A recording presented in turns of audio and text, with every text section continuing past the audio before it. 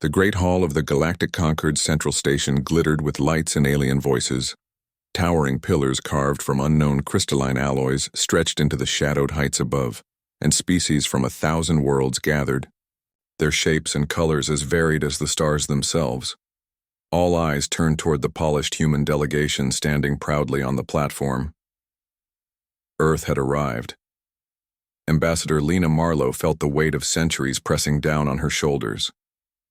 This was the moment humanity had long prepared for, their formal acceptance into the galactic community. Yet beneath the grandeur lay a bitterness she couldn't ignore. The treaty being presented was not one of partnership, but of chains. The Treaty of Restraint, as it was called, was a document crafted to limit humanity's military expansion, technology research, and even colonization efforts. It was clear the alien powers feared what Earth could become. Lena's voice echoed through the chamber as she read the preamble aloud. The people of Earth recognize the need for galactic peace and prosperity. In signing this treaty, we agree to limit certain military and technological advancements in the interest of maintaining harmony within the conquered. Murmurs rippled through the crowd. Some nodded with approval, others whispered in disbelief. When the treaty concluded, the Grand Chancellor of the Conquered, a lithe being with opalescent skin and eyes that shimmered like stars, addressed the assembly. Earth has pledged restraint. We welcome you, yet remind you. Your past warns us all. Lena stepped forward, her gaze steady, unwavering. The past is a lesson, not a limitation, she said, voice clear and strong. We hold back not out of weakness but choice.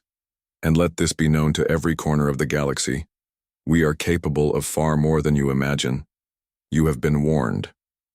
A ripple of tension passed through the chamber. Whispers turned to laughter in some corners. The galactic elite dismissed her words as the bluster of a newly arrived species eager to prove itself. But on Earth, the message was clear.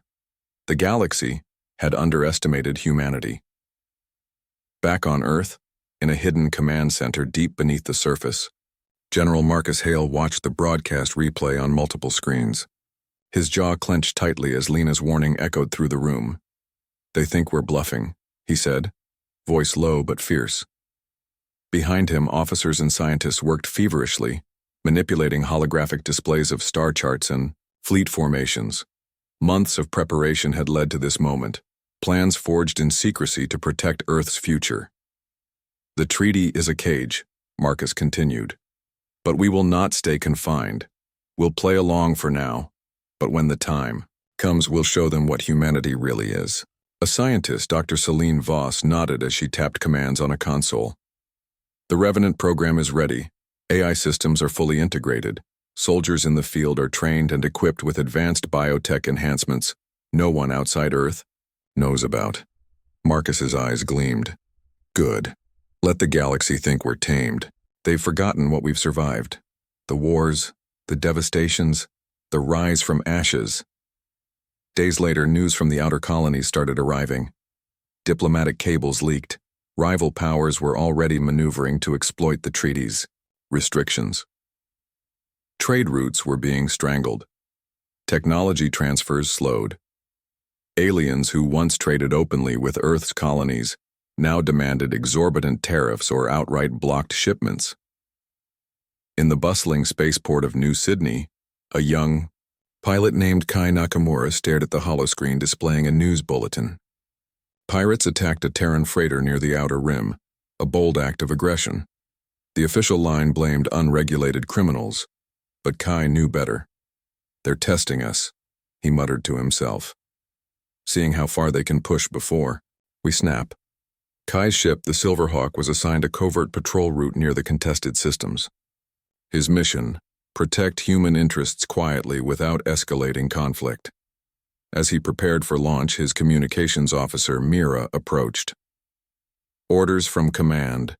Keep it tight, avoid engagement unless absolutely necessary.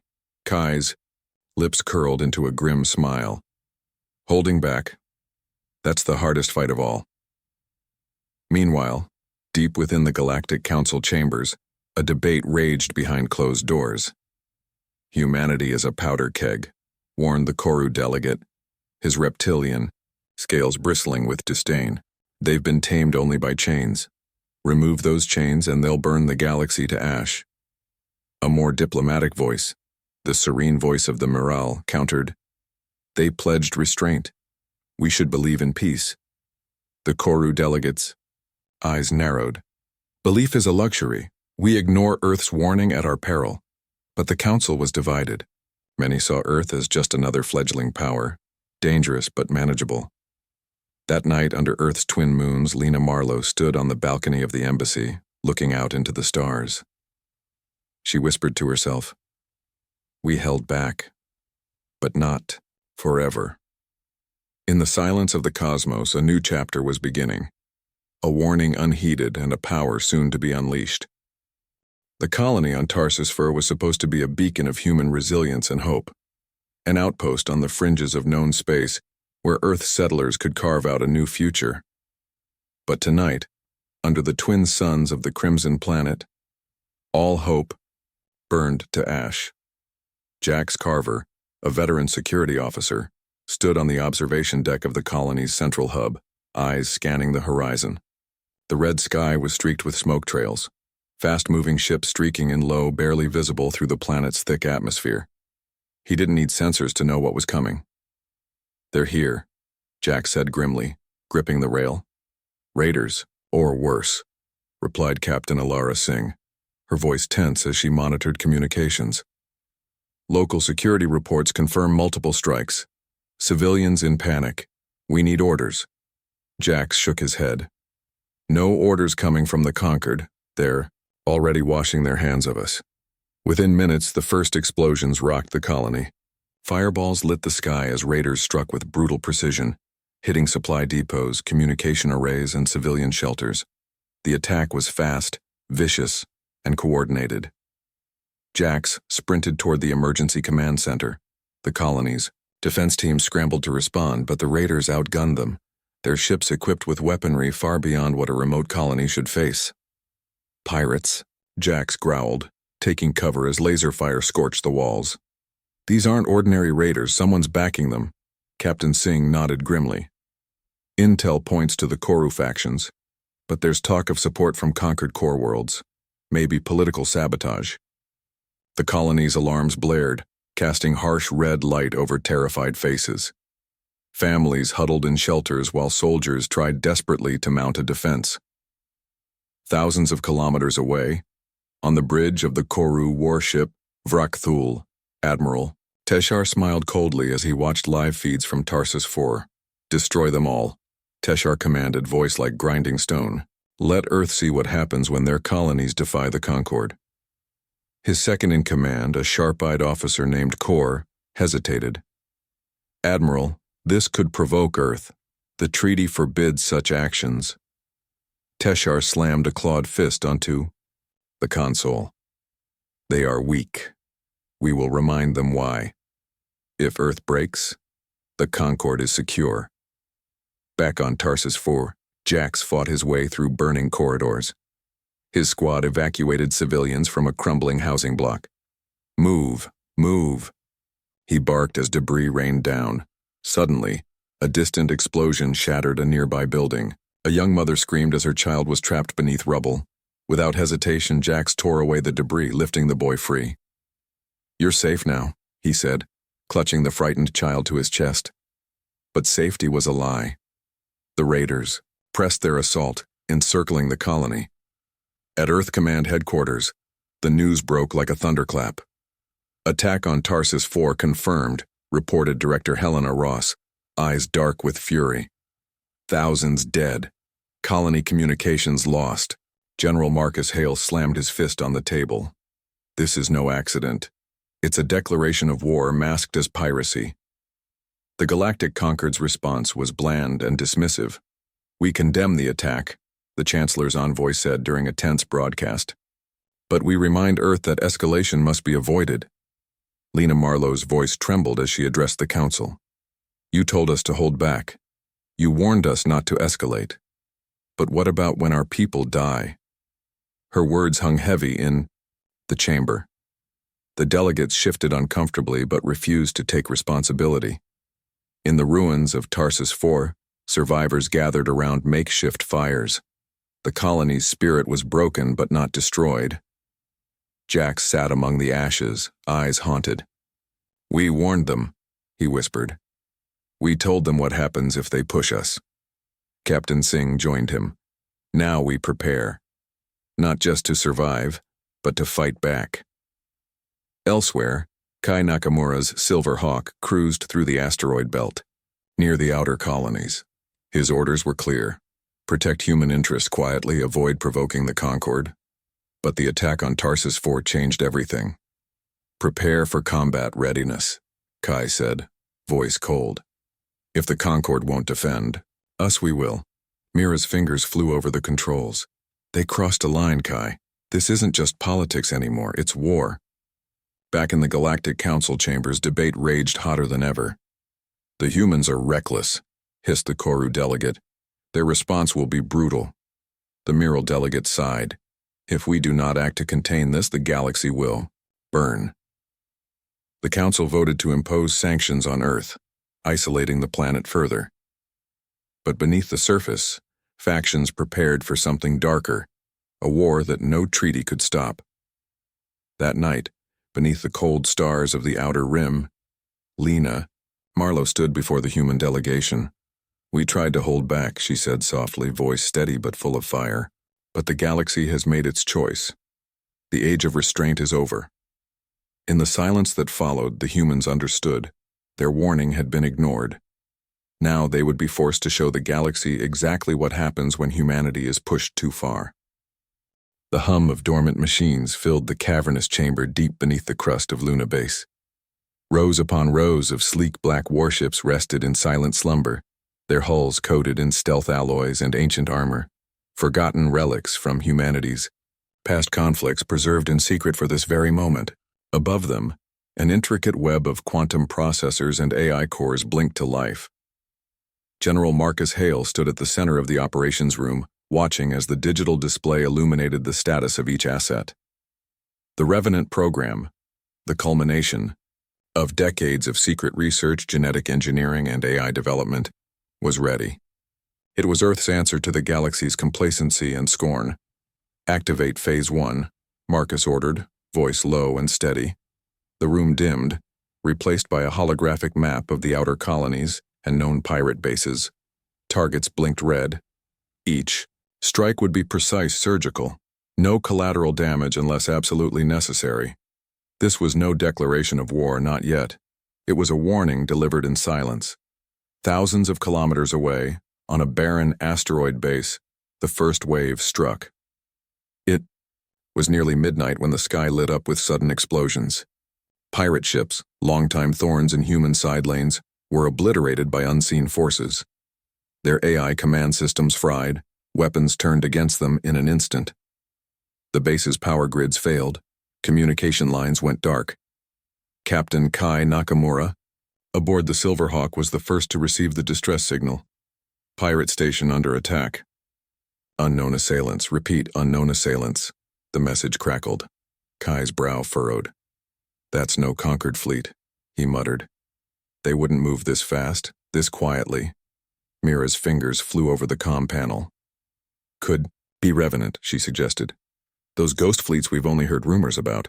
Kai's eyes sharpened. "If Earth's behind this, then we're already in the war they warned about." Back on Luna Base, Dr. Selene Voss monitored the AI networks. "The Revenant units are functioning perfectly," she reported. "Cybernetic. Soldiers are integrated into our systems. Bioengineered operatives are deployed in the field.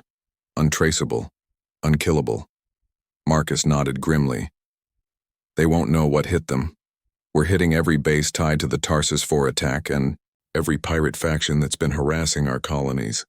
The room was silent but for the low hum of machines and the occasional data burst flashing across holograms.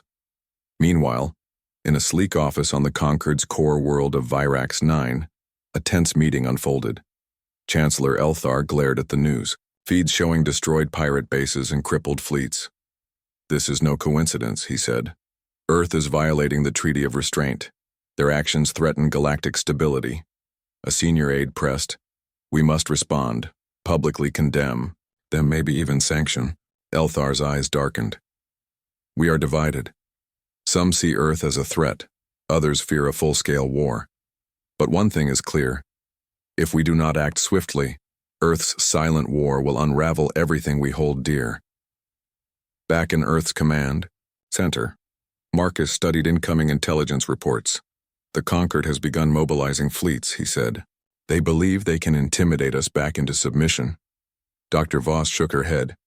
They don't understand. This isn't just about ships and soldiers. It's about something bigger, humanity's will to survive and fight back. Marcus looked up. Let them come. We'll be ready. In the depths of space, a covert human strike team landed on the moon of Vecra Prime, a suspected Concord staging ground for pirate support. They moved silently through shadows, hacking comm arrays and disabling weapons installations. Not a single Concord patrol knew they were there, until it was too late. Their mission: cripple the supply lines that fueled the attack on Tarsus 4. Captain Jax Carver led the team, his voice calm but resolute. This is what holding back looks like, he said over comms. Silent, deadly, and precise. Meanwhile, rumors spread through the galactic underworld. Whispers of a ghost fleet operating without authorization. Stories of cybernetic soldiers appearing out of nowhere and vanishing like phantoms. Alien smugglers and spies speculated in hushed tones. Is Earth already at war? Back on Earth, Lena Marlowe received a secure transmission from General Hale. We struck first, the message read. We warned them. Now the galaxy will learn what happens when humanity is pushed too far. Lena stared at the stars outside. Her window. The galaxy had ignored Earth's warning, and now humanity was no longer just a member of the galactic community. It was a force to be reckoned with. The chamber was packed. Earth's United Space Council gathered in an emergency session broadcast to every colony and station under Terran control. On every screen, faces flickered, tired, anxious, but resolute. Ambassador Lena Marlowe stood, at the podium, the weight of history heavy on her shoulders. Today, she began, voice steady and unwavering. Earth formally announces its withdrawal from the Treaty of Restraint. We reject the shackles placed upon our species. We will no longer bow to fear or subjugation. Gasps and murmurs rippled through the viewing audience. Many expected protests or pleas for diplomacy, but none had predicted this. Across the galaxy, the Galactic Concord's Grand Chamber erupted in chaos as news of Earth's declaration spread like wildfire. Chancellor Elthar slammed his fist on the council table. They dare defy us openly. This is rebellion, an act of war. His advisors scrambled to issue official condemnations and mobilize fleets, but divisions ran deep. Some council members feared that crushing Earth would ignite a full-scale galactic war. Others saw it as an opportunity to teach humanity a lesson they would never forget. Back on Earth, preparations for war were no longer whispers in hidden labs. They became public, urgent, and unstoppable. General Marcus Hale oversaw the final rollout of the Terran Armada, a fleet forged in secrecy over decades. Ships emerged from cloaked docks. Beneath the oceans, sleek, deadly vessels armed with railguns, particle cannons, and AI-commanded squadrons, unlike anything the galaxy had seen. The revenant cybernetic soldiers were now fully integrated into the armed forces, ready to fight on land, sea, and in space. We don't have the numbers, Marcus told his officers. But we have something better: determination, innovation, and the will to survive. In orbit above Earth, the flagship Indomitable prepared for its first mission. Captain Kai Nakamura ran a final check of his ship's systems, the hum of the engines vibrating through the steel hull. Ready to make history, he said quietly. Mira, his communications officer, smiled grimly. History won't forget this day. The first confrontation came quickly. Near the vital wormhole network linking core worlds, a conquered battle fleet intercepted the Terran Armada. The two forces faced off in the cold void, a tense standoff charged with decades of distrust and recent bloodshed. Admiral Tashar, commanding the Concord fleet, hailed Captain Nakamura. "You stand against the Concord with insufficient forces. Stand down or be destroyed." Kai's response was calm but firm. "Earth no longer answers to the Concord. We will defend our people and our freedom, by any means necessary." The Ming battle erupted with brutal intensity. Railgun beams streaked through space, punching through shields and hulls.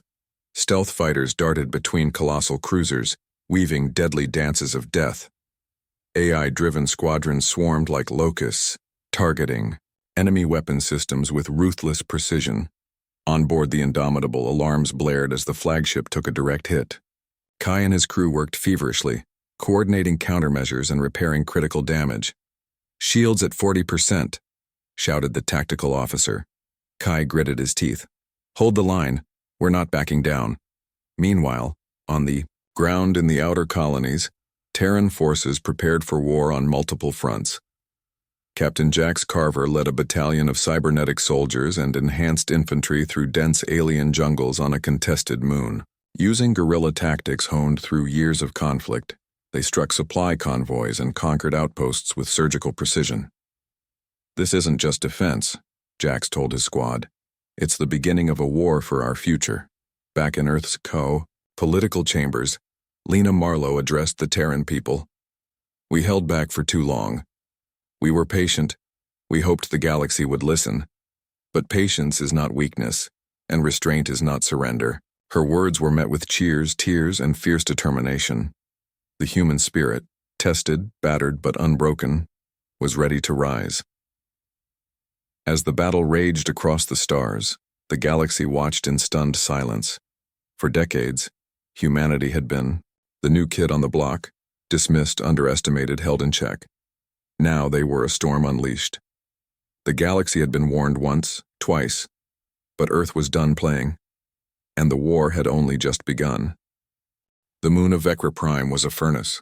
Blazing fires burned across shattered cities, their orange glow casting eerie shadows over ruined streets. The once proud Concord outpost had become a battlefield, a testbed for humanity's rising fury. "Captain." Jax Carver moved swiftly through the smoke-choked ruins with his unit of revenant soldiers, cybernetic warriors enhanced with advanced biotech, their reflexes faster and strength greater than any conventional human soldier. They moved with deadly purpose. "Target is the central communications tower," Jax ordered. "Disable their command and control. Without it, the fleet can't coordinate reinforcements." The team advanced through broken walls and twisted metal. Alien bodies littered the ground, victims of fierce firefights that had raged for days. Jax's eyes burned with cold resolve.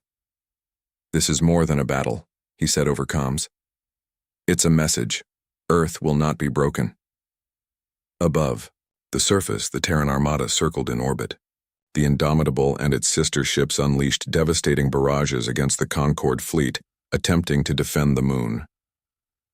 Captain Kai Nakamura piloted the Silver Hawk through enemy lines, weaving between enemy cruisers with deadly precision. "Keep your eyes sharp," Kai warned his squadron. "They'll be desperate to protect that base." Suddenly, the void erupted in a blaze of energy. Concord fighters swarmed the Terran fleet, striking fast and hard. "Dogfight!" shouted Kai, flipping his ship into a dive. Back on Vecra Prime, Jax's team reached the communications tower, an immense structure bristling with antennae and sensor arrays. "Plant the charges," Jax ordered. 5 minutes to evacuation." As the squad worked, alien reinforcements poured in from underground tunnels. The firefight turned brutal. Jax found himself back-to-back with a revenant soldier named Rhea, who moved with mechanical precision. "They're not giving up," Rhea said, voice steady despite the chaos. "Neither are we," Jax replied, firing as enemies closed in. In orbit, the battle's tide began to turn. Admiral Teshar's flagship took heavy damage, forcing a retreat. "They fight like demons," he growled. "Pull back and regroup." Kai's squadron pressed the advantage, striking vital Concord supply lines and crippling their capacity to reinforce Vecra Prime. "Today we break their chains," Kai said, voice hard as steel. The charges detonated in a thunderous explosion. sending a shockwave across the moon. The communications tower toppled in a cascade of sparks and shattered steel, severing the enemy's coordination. Jax's team escaped the blast radius, racing toward extraction points as conquered forces scrambled to regain order. Back on Earth, the news of the Vecra victory ignited celebrations and fierce debates. Some hailed it as the turning point, the moment humanity proved it could stand toe-to-toe with the Galactic conquered. Others warned of retaliation and a spiral into total war. Ambassador Lena Marlowe addressed the people once more. This victory is not just military, it's a declaration. The era of Earth's restraint is over. We will defend our freedom, no matter the cost. In the shattered corridors of the conquered council, Chancellor Elthar seethed. They grow bolder, he snarled. We must crush this rebellion before it spreads.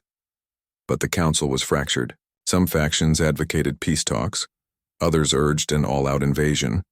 The galaxy held its breath. Meanwhile, in a hidden laboratory beneath Luna Base, Dr. Celine Voss watched the battle unfold via secure feeds. The Revenant program is exceeding expectations, she mused. But this is only the beginning. Humanity's true power lies not in brute force, but in its unbreakable will. As the fires of Vecra Prime cooled, a new chapter in the war began. Earth had sent a message loud and clear. They were no longer the galaxy's restrained newcomers. They were a storm on the rise, and the galaxy would never be the same. Beneath the glittering towers of Virax 9, the Concord's core world, a shadow moved unseen.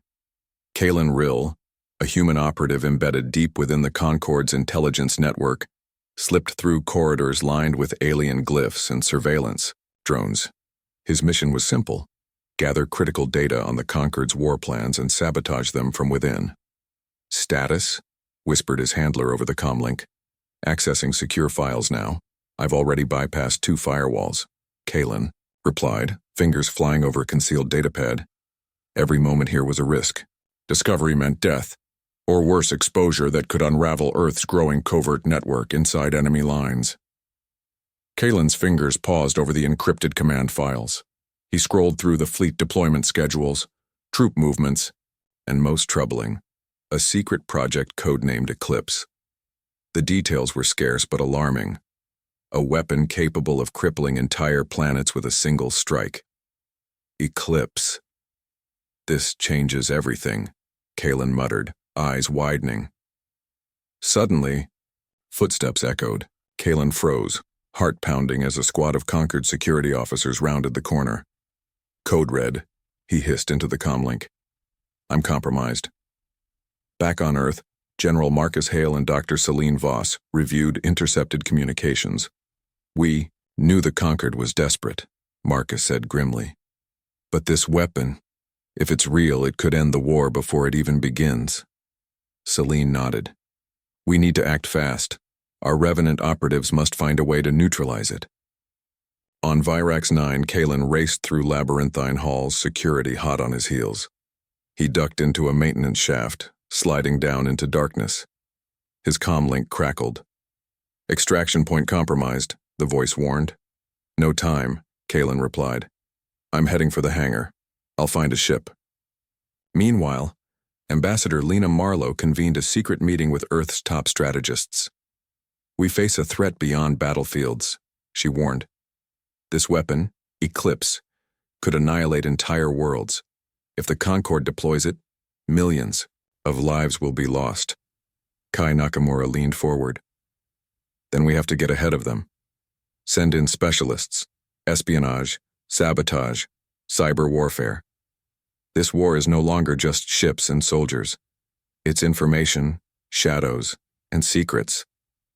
In the depths of space, the Revenant Shadow Fleet moved unseen through the blackness, cloaked by cutting-edge stealth tech. Captain Jax Carver's team prepared for their most dangerous mission yet: infiltrate the Concord's primary weapons research station on the remote asteroid Rhys 12, where Eclipse was believed to be developed. We go in silent, Jax ordered. No alarms, no mistakes. Kalen finally burst into the hangar, spotting a small shuttle primed for launch. As he powered it up, Concord forces closed in. He launched just as blaster fire tore into the docking bay. The shuttle soared through the atmosphere, narrowly escaping destruction. Back on Earth, Kalen's arrival was met with a mix of relief and urgency. "We've got the intel," he reported breathlessly, "but Eclipse is more advanced than we feared. The Concord plans to use it as a show of force to force Earth's surrender."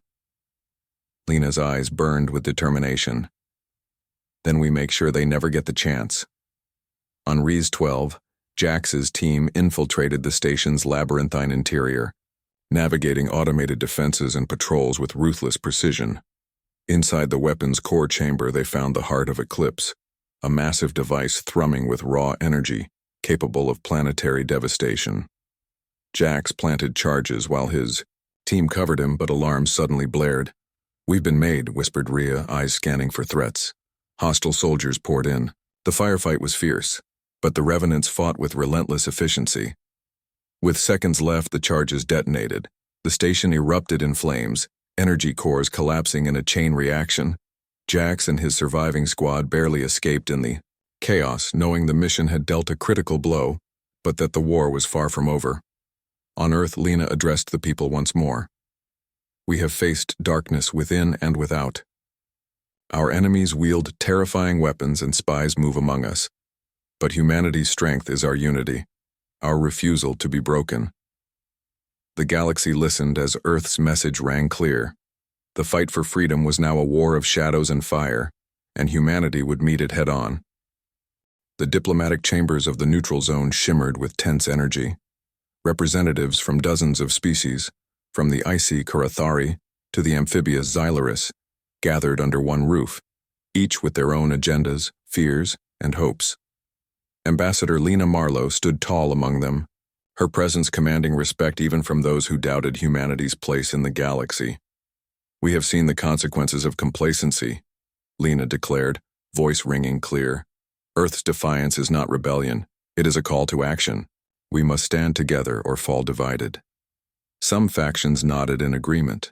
Many had long grown wary of the Galactic Concord's iron grip and their readiness to suppress rising powers. Among the attendees was Lady Saris of the Vailari, a proud, warrior race known for their fierce independence and sharp political acumen. Saris's eyes glittered with calculated interest. "We have watched Earth rise," Saris said, voice smooth but cold. "If humanity proves as strong as it claims, then an alliance could shift the balance. But trust is not given freely." Lena met her gaze steadily. "Trust must be earned. We offer more than words, we offer action. Together we can resist the Concord's tyranny." Back on Virax 9, Chancellor Elthar seethed as news of the Neutral Zone summit spread. "We cannot allow this alliance to form," he snarled. "Send envoys. Make offers, bribes, threats, whatever it takes to fracture their unity." But the fractures were already beginning. Whispers of secret deals and hidden betrayals permeated the Neutral Zone's marble halls. A covert faction within the Council, loyal to the Concord, sought to sabotage talks from within. In orbit around Virax 9, the Concord's fleet gathered, preparing for a decisive strike against the Terran colonies. Admiral Teshar reviewed his battle plans, eyes narrowed. "We must crush Earth's rebellion before these alliances strengthen," he said grimly. "Strike fast, strike hard." Meanwhile, Earth's leaders worked tirelessly to solidify their newfound galactic support. Kai Nakamura coordinated with Vailari fleet commanders, sharing intelligence and training troops for combined operations. Captain Jax Carver led joint missions alongside Xylaris guerrillas, striking Concord supply lines with unprecedented efficiency. Yet not all were loyal. Within Earth's own ranks, whispers of dissent grew. Commander Alex Wren, a decorated Terran officer, met secretly with Concord sympathizers. Her reasons were shrouded in mystery, but her actions threatened to undermine the fragile unity humanity had forged. "Sometimes survival means choosing the lesser evil," she told her conspirators. "Earth's path leads to ruin if we continue this war." On Luna Base, General Marcus Hale confronted the growing threat of internal betrayal. "We fight enemies without and within," he warned his staff. "We must root out these traitors before they destroy us." Dr. Celine Voss, ever the pragmatist, offered a chilling reminder. War breeds shadows. We cannot afford weakness, not in ourselves. As the Neutral Zone Summit reached its climax, Lena's speech moved many. This is not just Earth's war, she said. It is the galaxy's war. Together, we stand as one, against tyranny, against fear. Cheers echoed through the chamber. For the first time, a true coalition against the Concord seemed possible. But in the shadows, Commander Wren's sabotage took its toll. Communications between allies were jammed. Supply convoys were ambushed. Trust frayed like a worn tapestry. Lena's face tightened as reports poured in. We are fighting not just a war of weapons, but a war of deception. The stage was set. The Terran-led alliance would soon face the might of the Galactic Concord in a conflict that would decide the fate of the galaxy. And as betrayals multiplied and loyalties shifted, one truth remained clear. The tide was rising, and it would wash away everything in its path. The black void of space trembled with the approaching storm. The combined fleets of the Terran Alliance, a mosaic of human, Velari, Xylaris, and others, gathered before the sprawling battleground of the Drayden Rift, a strategic choke point controlling the vital hyperspace lanes to the core worlds. Opposite them loomed the Galactic Concord's armada, a tidal wave of warships bristling with devastating firepower. Captain Kai Nakamura stood on the bridge of the Indomitable, eyes fixed on the swirling mass of enemy vessels. "This is it," he said softly. "For Earth, for the galaxy." Down on the ground, Luna Base was a hive of activity. General Marcus Hale coordinated final deployments, while Dr. Celine Voss prepared the Revenant units for the grueling fight ahead. "Today we fight not just for survival," Marcus told his officers. "We fight for our right to exist free." But even as the Terran Alliance prepared, the shadow of betrayal lingered. Commander Alex Wren had been uncovered, her covert sabotage exposed. Yet the damage was done. Critical supply routes remained disrupted and morale wavered. Lena Marlowe confronted her in a private chamber, voice firm, but not without sorrow. "You betrayed your people," Lena said quietly. "But this war needs every hand. If you want to redeem yourself, fight with us now." Wren's eyes flickered with conflicted fire. "I made mistakes," she admitted. "But I want to see this through." The battle began with a thunderous roar. Energy beams lanced across the rift, tearing through hulls and shields. Fighters swarmed like angry hornets, engaging in deadly dogfights. Kai's squadron dove into the fray, expertly weaving through enemy. "Fire! Hold formation!" he shouted. "We take that command cruiser down. We cripple their fleet's coordination." On the surface of Vecra Prime, Captain Jax Carver led a daring assault to disable the Concord's planetary defenses. Explosions rocked the base as Revenant soldiers engaged elite Concord troops in brutal close combat. "Push forward," Jax yelled.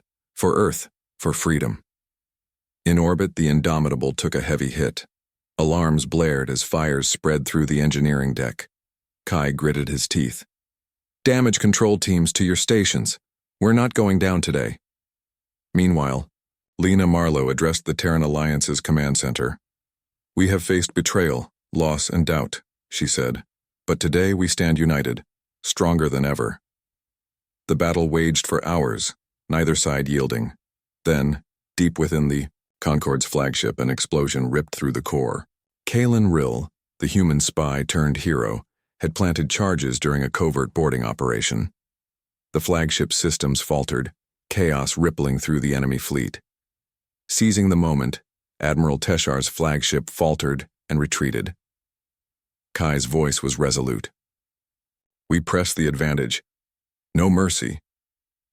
As the Concord fleet scattered, the Alliance pushed forward, reclaiming lost territory and liberating colonies. The galaxy watched as humanity, once dismissed, underestimated, rose from the ashes of restraint to claim its place. In the aftermath, Ambassador Lena Marlowe stood before the gathered representatives of the new Galactic Coalition. "The war is over," she declared, "but our work has just begun." Together we will rebuild a galaxy where no species fears to stand and none is forced to bow.